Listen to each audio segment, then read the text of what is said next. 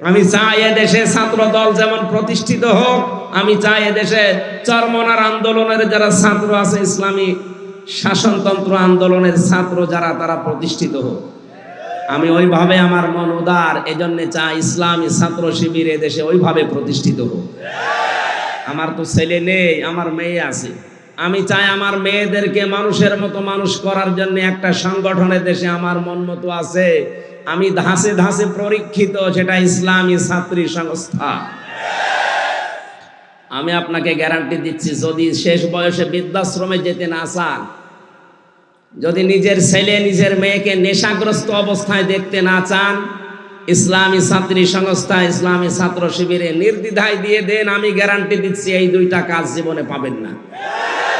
একমাত্র ছাত্র সংস্থা বাংলাদেশে একটাই, অন্যগুলো আছে ইসলামী যারা আছে, কিন্তু এটা আমি পরীক্ষিত, এদের ভেতরে কোনো নেশাখোর নেই।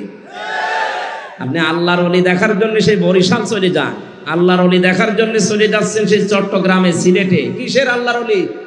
আল্লাহর ওলি আপনার বাড়ির পাশে ওই ছেলেটা যে যুবক মানুষ 5 ওয়াক্ত নামাজ পড়ে আর তাহাজ্জুদ আদায় করছে।